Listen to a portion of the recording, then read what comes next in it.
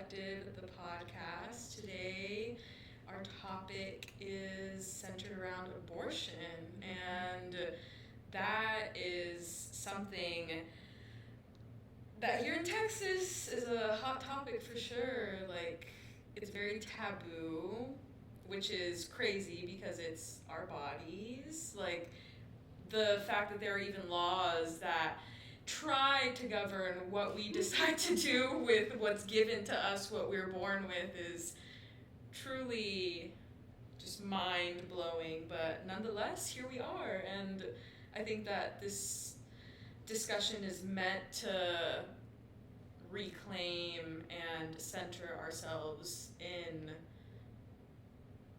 seeing abortion as something that is a sacred right. Yeah. I mean, I would just start by number one, saying that the entire Texas legislature and executive branch can go ahead and fuck themselves. But not even respectfully. No, disrespectfully, quite disrespectfully, get fucked.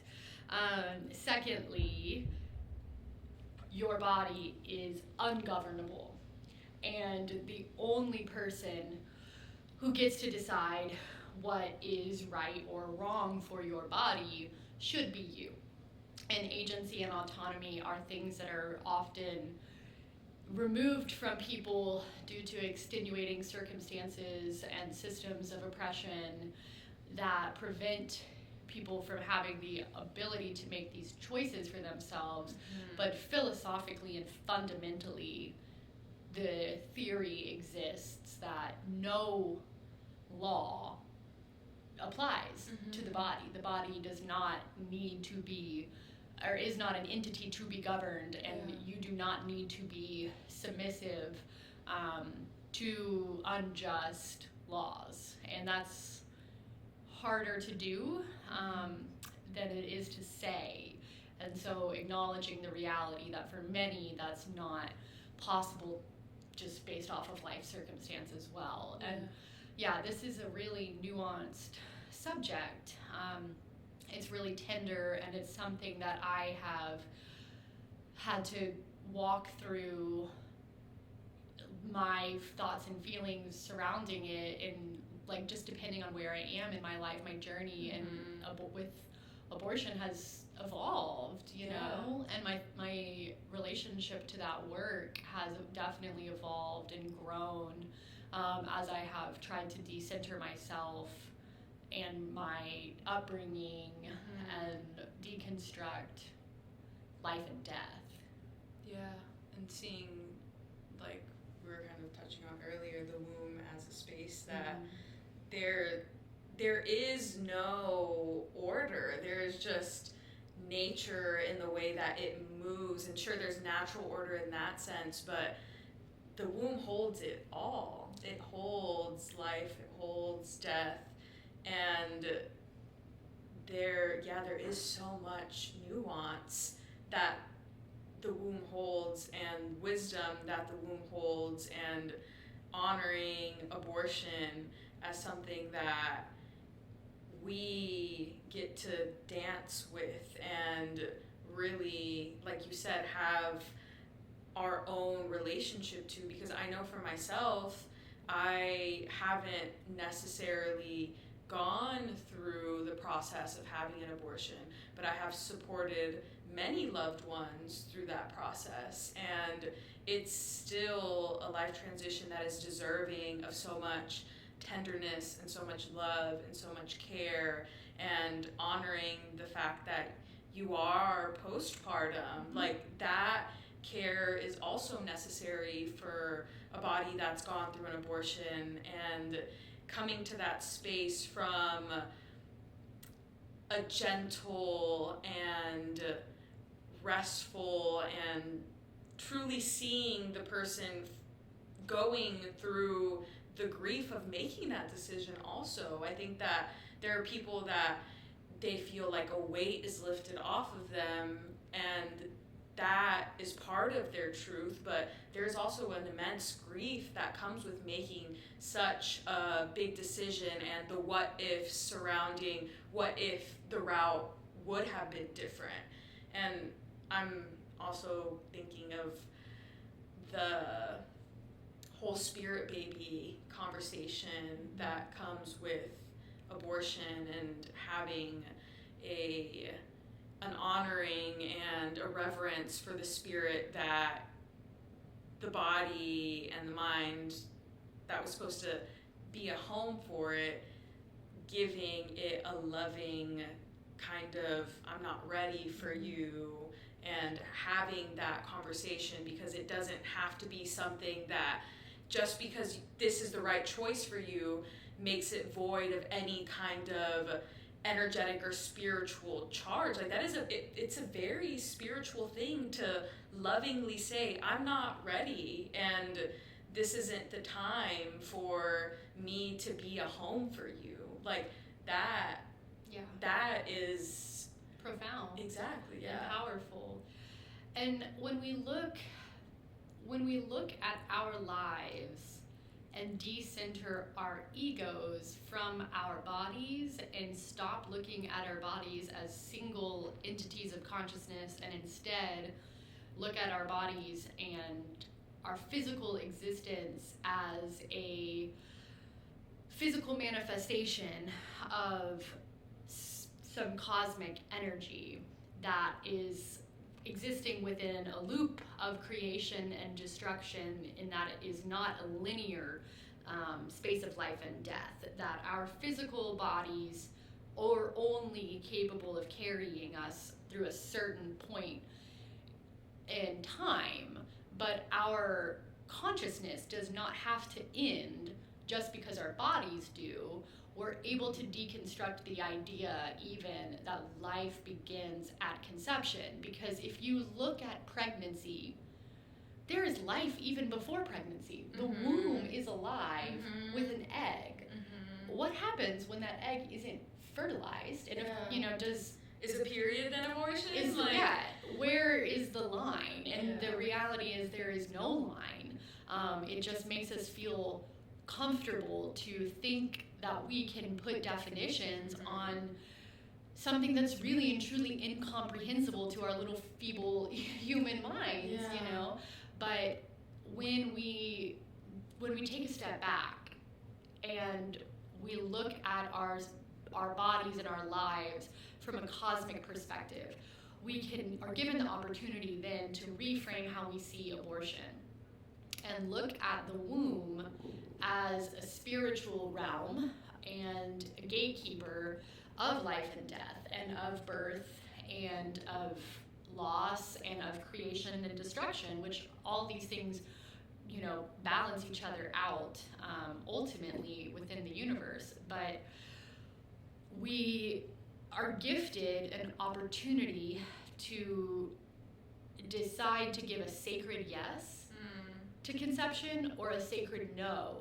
to conception, and say, I'm not ready for this incarnation of a spirit to take its place in my body and to manifest itself in my life, or I want this to happen in a different way.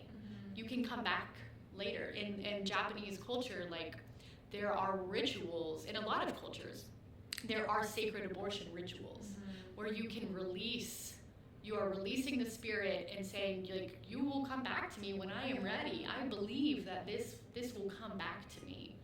And we in America have a very black and white view of life and death, and we're very death phobic, and we're very eternal life, prosperity, centered, and it doesn't work. That isn't reality. It's just we're white knuckling a political perspective to gain power over people is really what it is. It's these super quote unquote pro-life, anti-choice, anti-abortion politics and policies are not because we actually necessarily believe that abortion is wrong. It's just because we know that they are doing the right thing for those people politically. Yeah. So, yeah. I'm thinking of it from an indigenous perspective too. Like you were saying, there are in various cultures the seeing abortion and not choosing to go through with the conception of a spirit, that is honored, that has space in so many other cultures. And I'm thinking from my cultural perspective, there's a reason why there is this knowledge of what hierbas, what plantas, what herbs together combined can create uterine contractions and can provoke uterine contractions to abort and to cause the embryo to not even just prevent implantation or delay ovulation or prevent they can prevent pregnancy. Yeah, like there are a lot of things that you can turn to, and that's why having an intimate knowledge of your cycle is so important. That is crucial to being able to take back your reproductive health. Absolutely. To know that, you're not fertile just 24/7 all the time. Like, there are these certain days, and learning how to work with your cycle so that you can take your reproductive power back. Like, that's where we have to start. There are herbs you can utilize to delay ovulation. There are herbs you can utilize to bring on bleeding sooner. We talked a lot about these herbs in our plant medicine episode. And if you have questions about herbs, we can either direct you to the resources. There's a lot of work that's being done right now on herbal holistic abortions and just herbs for fertility, contraception, and birth control too. We're happy to direct you to resources and to provide insight through our womb wellness experiences. But I'm curious to know more so too about, like, growing up Catholic, what you were told about abortion. I mean, that was just a plain sin, right? Like, there is no nuance. It's just like, you are killing by aborting, and that is a sin, and you go to hell for something like that. So it's not even a question of it being an option. But it's just so crazy because also, like, if that is just the black and white thinking of it, then, like, the contraceptive and the preventive portion, that's also not there. So you're really giving people no autonomy at all whatsoever, and that's not just a world I want to participate in. So I've long disassociated from my Catholicism. Yeah, I mean, religion in general isn't successful politically or in, like, power if the people participating in it have autonomy. Exactly, yeah. Growing up in the Southern Baptist Evangelical Church, we were very heavily indoctrinated against abortion from a very, very early age, and traumatized I am traumatized by the videos of abortions that I watched as a 12, 13-year-old. And the Bible study videos of, teenage girls going into an abortion clinic and wanting an abortion, but then they are, like, guilted out of it, or, stories of abortion survivors, people who have, like, somehow survived a third trimester abortion. There's a lot of strange stories that I don't know, like, the details of, but that were given to us as truth.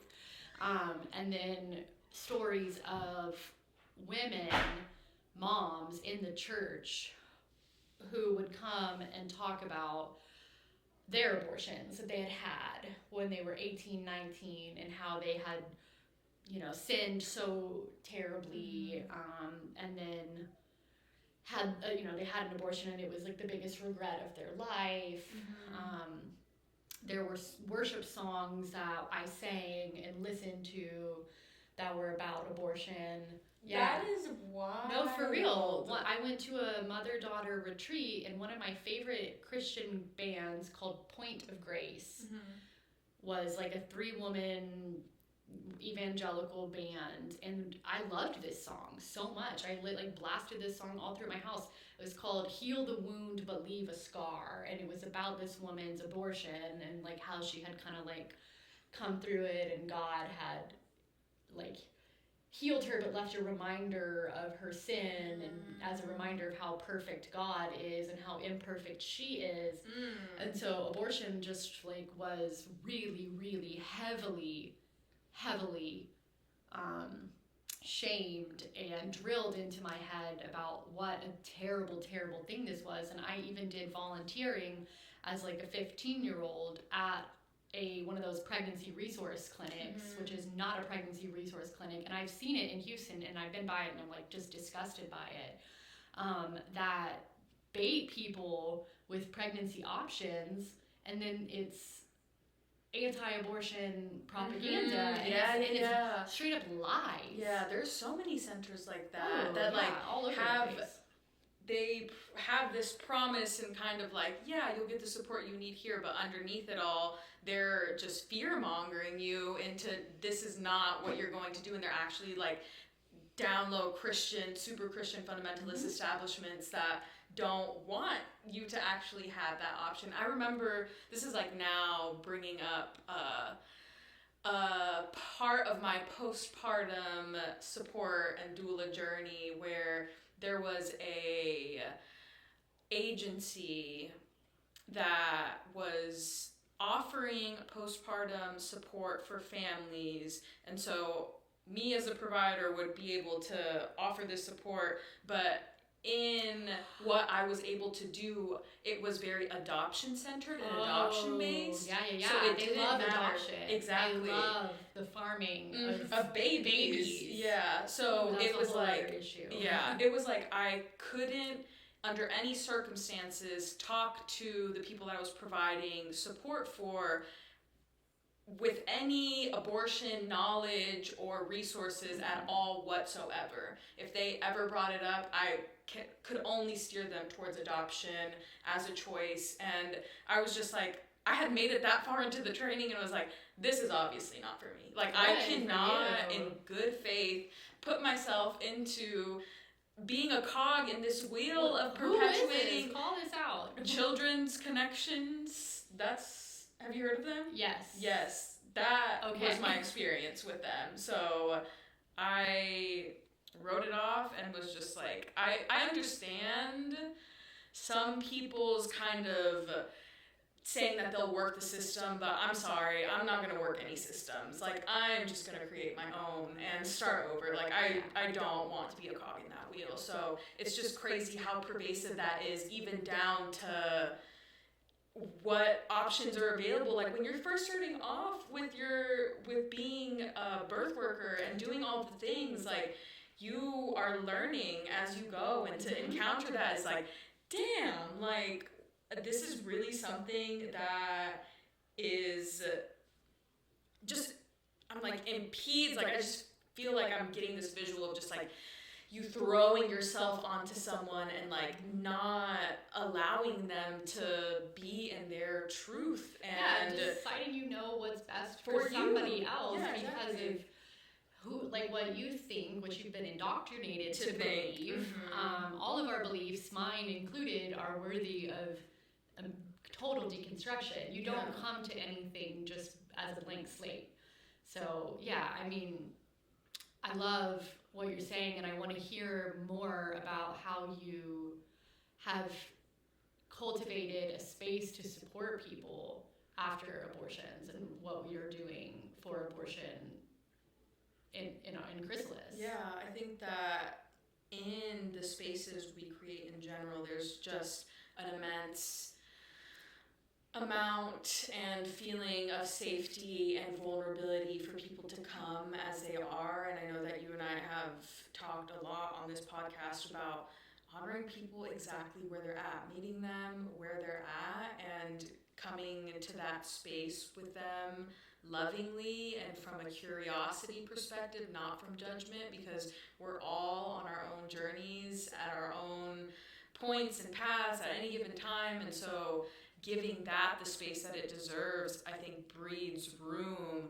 for people to feel supported in taking that kind of step and taking that autonomy over their reproductive health. And so in my experience, I'm just the friend that is super open about all womb related things, whether it's STIs, whether it's yeast infections, whether it's your period. Like, it doesn't matter what when it comes to the womb.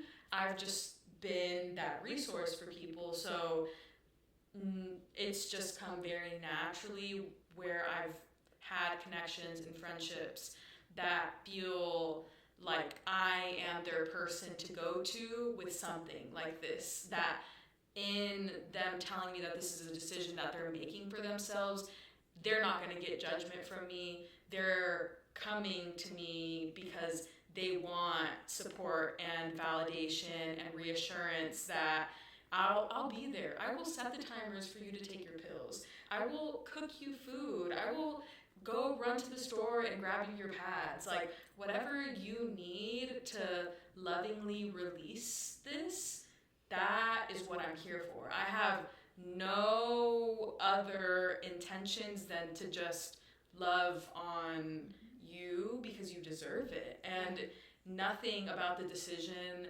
that you're making is wrong because it's the right one for you. Yeah. And honoring all of the nuance that comes with being in that space. It is a very heavily charged space to sit in with someone, but it is so needed because oftentimes people go through a transition like that alone and don't speak about it at all. And there is so much shame. Absolutely. And sharing your story and sitting in it with someone lets them know this is perfectly okay. Like, there is nothing wrong with this. Because it's not like you can take off like 6 weeks of work and be like, hey, I had an abortion. The idea is like you terminate a pregnancy, you're doing it because you want to and you're fine with that decision. You don't have any feelings of, fear or sadness or regret or guilt. And like, you can have regret and you can be grateful. Exactly. And looking forward to the future. You can have sadness and joy. You can lovingly choose yourself in this present moment and want to be a mom or parent in the future or in 2 months. Like, it doesn't matter. There's so much nuance in all of life, but especially in womb love and womb health, that there's like, our journeys are eternal and universal, and so to step in at any point in time and say this is wrong or this is wrong based off of my beliefs or you shouldn't do this is there's just like a massive amount of ego in that. And so I love just talking about like the holding space for whatever needs to be and just being present for the physical reality. Like, you can treat your abortion like a birth. You can treat it like a miscarriage. You can treat it like a period. You can treat it however you want. You can define this however feels good for you. And there's no wrong or right way to do it. But what are some of the things that you would recommend people needing to terminate a pregnancy or choosing to do so? Like, support for themselves. How can people support themselves? I think in asking for help and just at least having one person that that you can trust to turn to and just be like, I know that I can't go through this entire process on my own, whether that's your partner, whether it's a friend, whether it's us. Us. Like, we're always available to hold space in that way, and that's what our circles are, our womb wellness experiences are, to honor abortion as a sacred rite and as a ritual. And so if you're in Houston or Austin and you are able to access care to receive an abortion, and you're looking for ways to, honor the transition and honor your womb and your body, our offerings are very much tailored to accept that type of space and to sit in it and to hold space for you during that transition, because we see abortion as a really beautiful, precious thing, not like just a choice. Like in and of itself, the ability to say no to spirit and the autonomy of our, the discernment, absolutely, is our right of being alive and of being in these bodies. Yeah, totally. And I'm also... And being a womb holder, Exactly. I'm thinking of honoring your body during that transition as well, because you are passing through something physically which requires a lot of tending to the physical body altar space and making sure that there isn't a bypassing or avoidance of feeling the process, but truly sitting in it, because I think that honoring what is happening in your body as it's happening in real time in the long run helps provide a more integrated perspective later on, so that further on down the line it doesn't come back tenfold to kind of be this slap in the face. Yeah, it will, if there's an energy block or there's a inability to connect and tune in physically. It always comes back, and that's okay. Not everybody's ready to fully embody the process emotionally, physically, mentally, spiritually. Some people go their entire lives without tuning into that part of themselves, and more power to them for knowing what they need to survive this lifetime, you know. But what you're saying, it speaks to just the variety of womb experiences and just allowing whatever is without our judgments of it, you know, to exist fully within our bodies, and to surrender to it. I just feel like passing and flowing through that transition is something that needs space. It's going to require space regardless of when that space presents itself. I think that whether or not it compounds and you hold it in your physical, or it expands and you release it, like everyone, you're right, like goes through their process at their own time. But I think in order to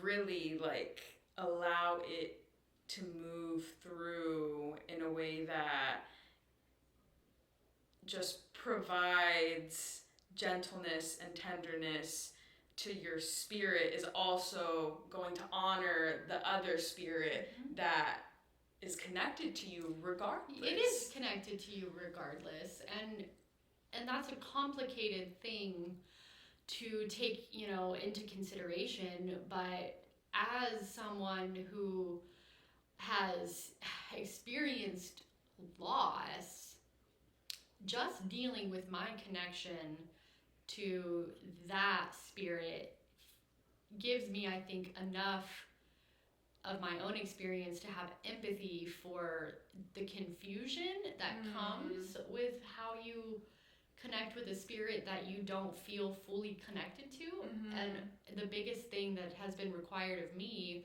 is just like allowing it to come in when it needs to come in, and then feeling okay with being like, you know what, but I'm not open to this, I'm not ready for this conversation right now, or I'm not ready to feel whatever it is that I'm feeling, and just going back to that power of discernment and like understanding that like your relationship to spirit can be on your terms too. When you are feeling ready to sit with the reality of it, you know. And for some people, that never happens. And, you know, I don't claim to know what's right or wrong, but I do believe that we have a responsibility to come to terms with and make peace with the spirits that we have. I guess that's more of like where my brain is at, is just like making peace. Yeah. And like we deserve that peace, right? So like I feel like sometimes it's of course easier said than done to really want to amplify and create and flow and exist within that space, but I think as far as how I view the world in my perspective, that's what I always hope for other people and hope for myself, is that is a more overpowering energy that we exist in versus some of the denser ones. Like I love me some peace. I'm like, give me all as much as I can get. Yeah. But it's extremely nuanced. It's so nuanced. That's why like even talking about this and like having a conversation about abortion, it's like, no, there is no right way, there is no wrong way, there is only your way, and that is valid enough as it is. Absolutely. And you deserve to be supported during the transition period. Yeah. And if you're looking to or searching for this care and you do live in a state with restricted access to abortion, and number one, I'll just say we should all be prepared for abortion rights to go away completely at any time in terms of our access to them within the medical industrial system. The back alley, quote unquote, abortions, I think that exist today. Underground abortion networks do not necessarily look like the ones that were in Poplar in 1940, you know, and we don't have to be using kitchen tongs that are filthy. Like it doesn't look like that. Yeah. Care will always exist. People will always need abortions. They will always need abortions, and there will always be people who have the ancestral knowledge and the innate knowledge and desire to be providing this type of care. It's risky. It's illegal. I think I don't even know if talking about this is gonna get a shadow ban or something. We're not in Texas. We're in Colorado. Yeah. But anywho, there are also organizations that fund transportation and that help connect people with safe places to go where you can receive abortion care. So if that's something that you are in need of, there is help out there for you. Don't hesitate to reach out to us you can email us if you have any questions about that specifically. We can help provide you with places to call and people to connect with for funding and for transportation. And then, if you have an abortion story that you would like to tell on our podcast, we would love to hear those stories from people and share the variety of lived experiences that come with that decision. Yeah, because like we said, we only have our perspective, and neither of us have gone through that, but we've supported and we will always support people through that transition. So we're here. 100%. We are here, and our moon gatherings are also another place where this energy is very welcome for processing. Specifically our new moon gatherings are very much centered in a energy of release and processing different types of grief or loss, or celebrating the darkness to understanding sitting in it and just accepting the nuance of it all. So you have a home and you are loved in our space here at Chrysalis Collective. Thank you for listening. I think this is our 10th episode. Wow, we're hitting double digits. So I love that for us. That feels good. Make sure to subscribe. Please comment, leave us a review, follow us on Instagram at _Chrysalis_Collective and on TikTok. if they don't ban it. Yeah, who knows what's gonna happen with TikTok, but it's at _Chrysalis Collective. And you can also watch us on YouTube and listen to us on all streaming platforms. Except the ones we have to pay extra to get on. Yeah, we're not doing that. Not doing that. All right. Until next time, I'm Savannah. I'm Alexis. We are Chrysalis Collective, and we love you.